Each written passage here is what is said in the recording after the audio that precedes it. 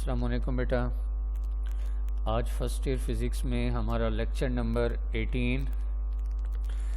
आज के इस लेक्चर में हम सॉल्व करेंगे, अंडरस्टैंड करेंगे चैप्टर 11 के remaining numericals.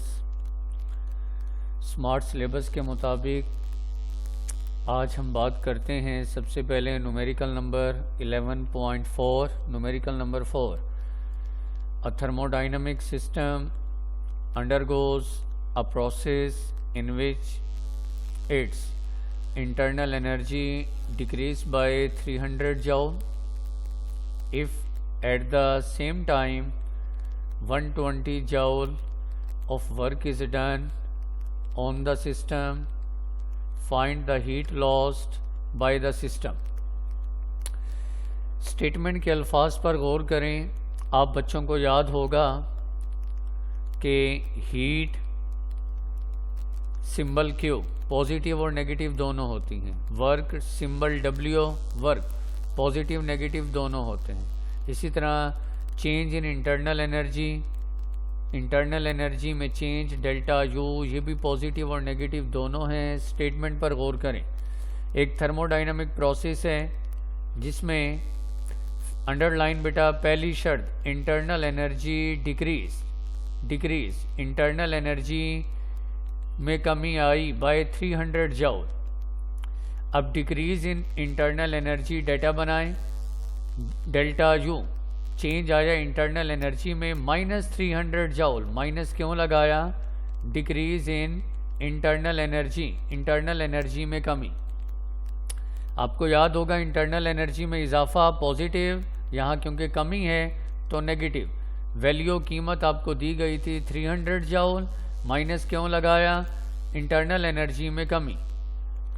If at the same time 120 joule work is done on the system. Underline कर लें on the system. Work is done on the system. Work W value इसकी 120 joule. Minus क्यों लगाया? Work is done on the system. Find करें heat lost. आपने मालूम करना है हीट लॉस्ट Q। हीट का सिंबल Q। कितनी हीट लॉस्ट हुई, सिस्टम ने कितना हीट को लॉस किया, हीट Q मालूम करना है। Decrease in internal energy -300, work done on the system -120। ये दोनों माइनस क्यों लगाए? रीज़न आपको बता दी। हीट क्यों मालूम करना है। फार्मूला अप्लाई करें first law of thermodynamics. Q equal delta U plus W।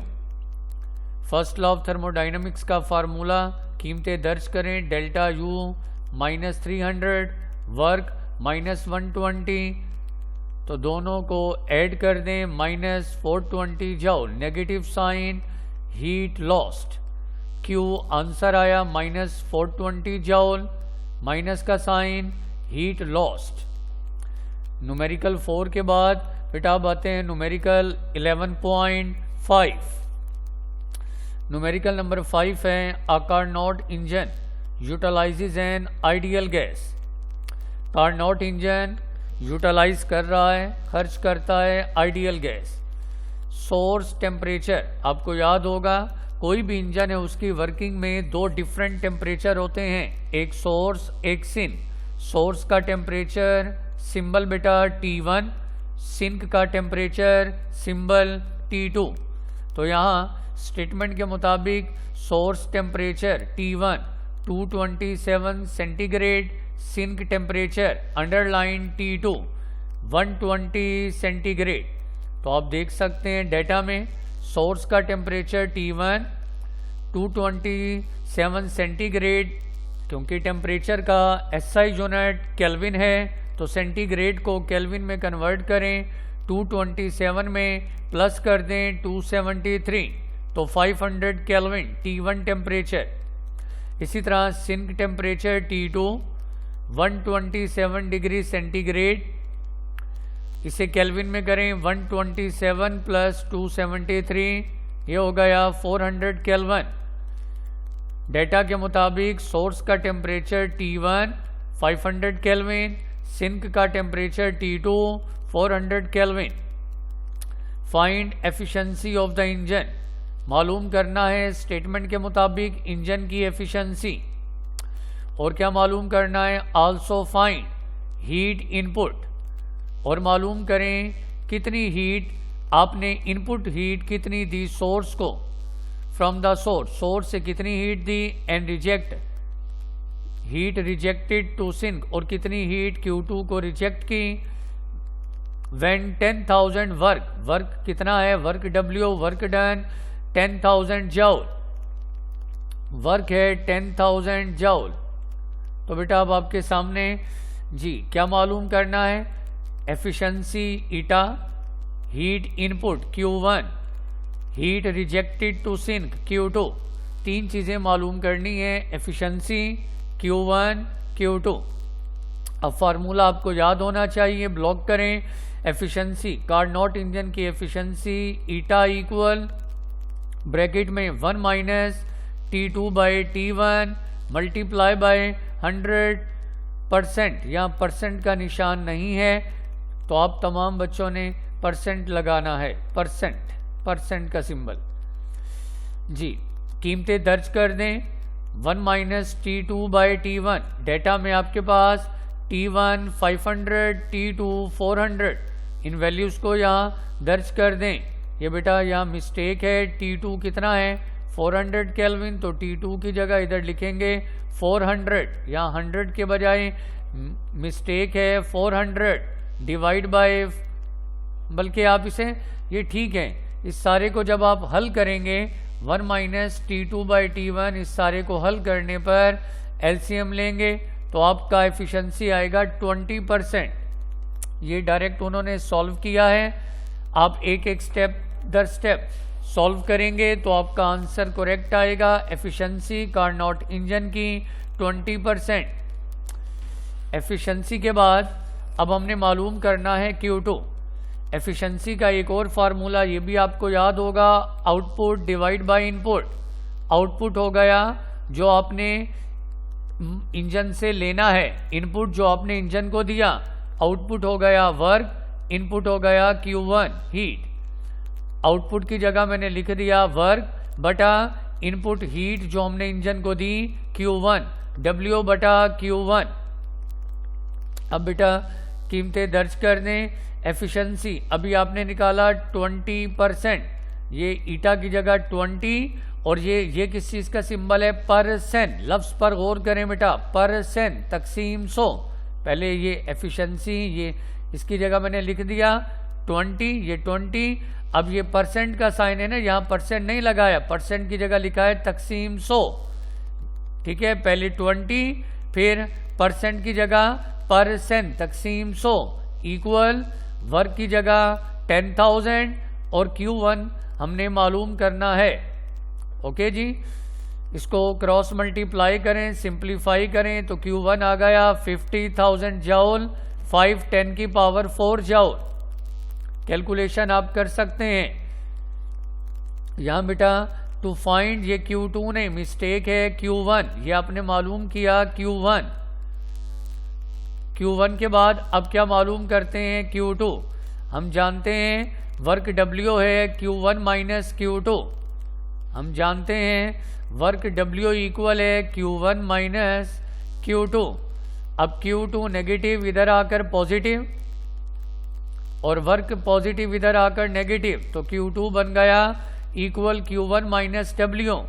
Q1 50,000 minus W 10,000, minus करें 40,000, 4 10 की पावर 4 जूल। तो ये आपने Q2 हासिल किया। एफिशिएंसी Q1 Q2, ये न्यूमेरिकल हमारा मुकम्मल हुआ। अब हम आते हैं next numerical number 7, 11.7। A mechanical engineer develops an engine।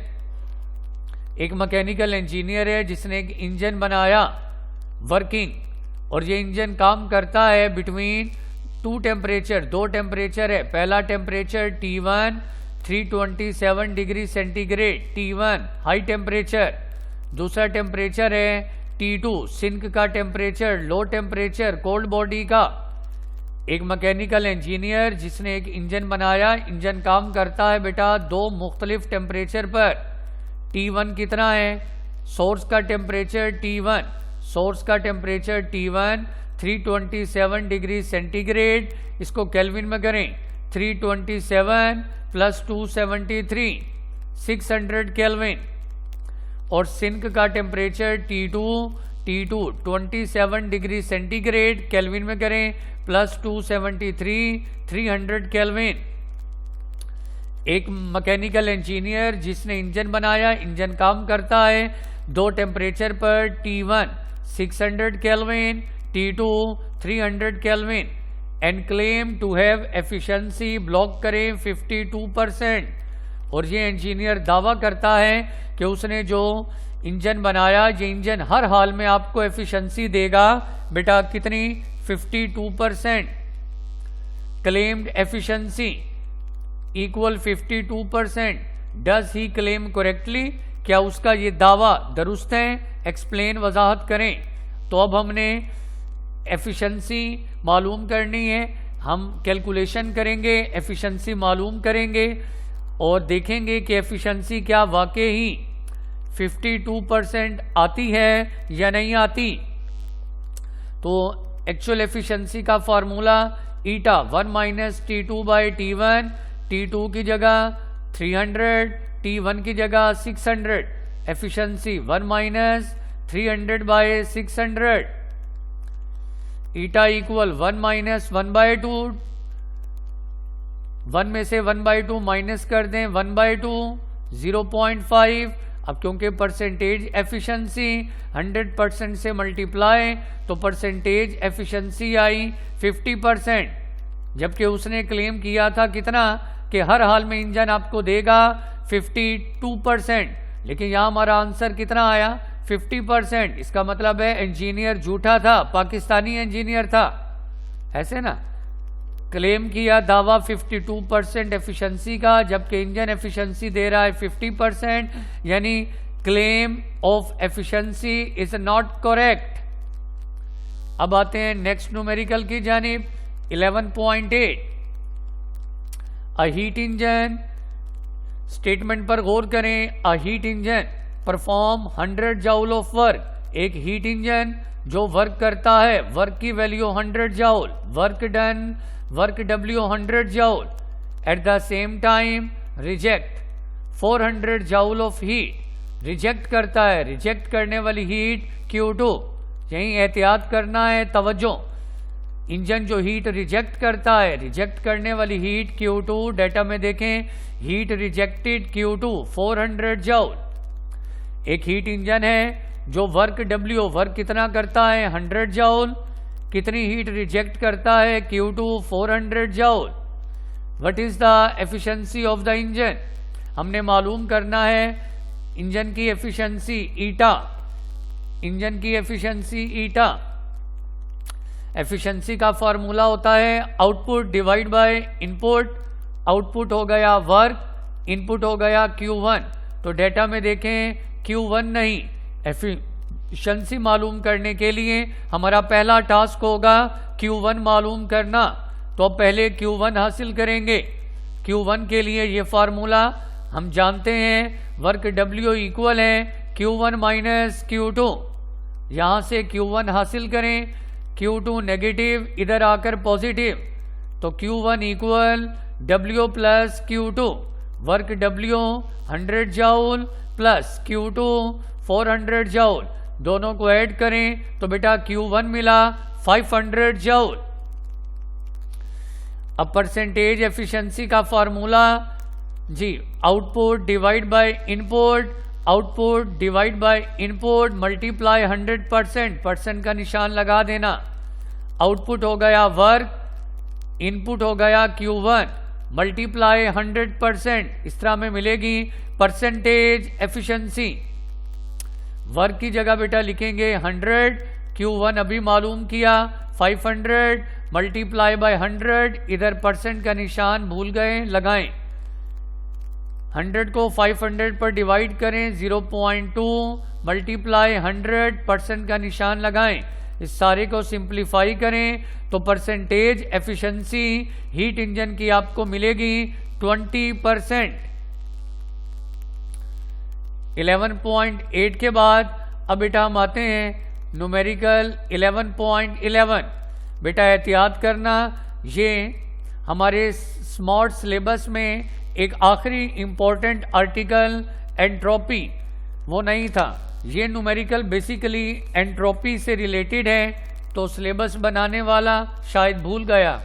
ये न्यूमेरिकल आपके हिस्से में होना ही नहीं चाहिए क्योंकि लिखा था, तो इसलिए ये हल करेंगे। न्यूमेरिकल 11 स्टेटमेंट पर गौर करें। 336 joule of energy is required to melt 1 gram of ice at 0 degree centigrade. 336 joule energy, 336 joule energy is required, इतनी एनर्जी दरकार है ताकि हम मेल्ट करें 1 ग्राम आइस को 0 डिग्री सेंटीग्रेड पर। जी सबसे पहले हेडिंग दें, डेटा स्टेटमेंट के पहले हिस्से से heat of fusion of ice LF 336 joule, कितनी एनर्जी दरकार ताकि हम मेल्ट करें 1 ग्राम आइस को 0 डिग्री सेंटीग्रेड पर। तो सबसे पहले heat of fusion of ice LF कितना है 336 जूल।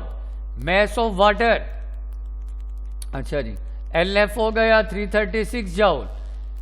1 ग्राम आइस का मैस 1 ग्राम, temperature T 0 degree centigrade, kelvin में करें +273।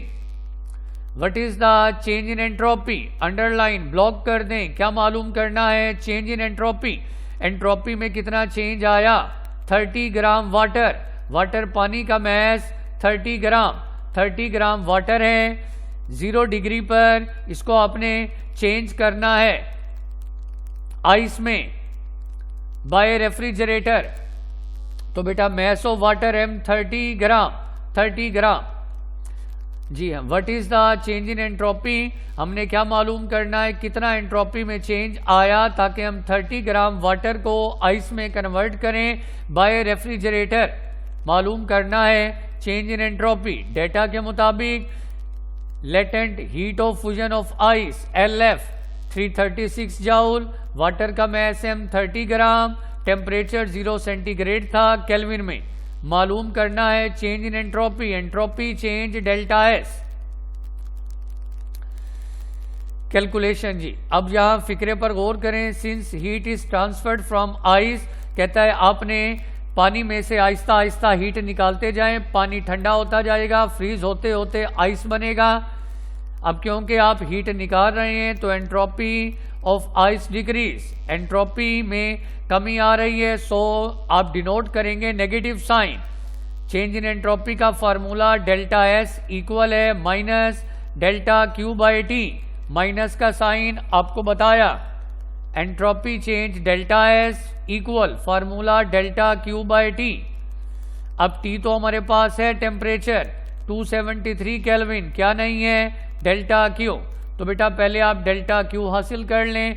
डेल्टा Q का फार्मूला है heat energy taken out of water, delta Q equal ML।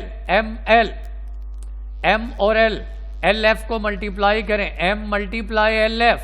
M कितना है 30 और LF की वैल्यू 336, तो डेल्टा Q है MLF प्रोडक्ट डेल्टा, इसको यहाँ दर्ज कर दें फार्मूले में। तो entropy change delta S equal minus delta Q की जगह MLF और T। M हो गया 30, LF 336, T 237। सारे को सॉल्व करें, entropy change in entropy equal minus 36.92। Entropy change का यूनिट जूल पर केल्विन, हीट का यूनिट जूल, टेम्परेचर का बटा केल्विन। तो यहाँ बेटा हमारा आज का ये लेक्चर मुकम्मल। तो स्मार्ट सिलेबस के मुताबिक जितने भी न्यूमेरिकल थे वो तमाम न्यूमेरिकल मैंने 1 बाय 1 सॉल्व किया। हर न्यूमेरिकल की स्टेटमेंट को देखें, डेटा कलेक्ट करें, क्या गिवन, क्या मालूम करना है, फार्मूला सिलेक्ट करें और calculation. Thank you very much. अल्लाह हाफिज़।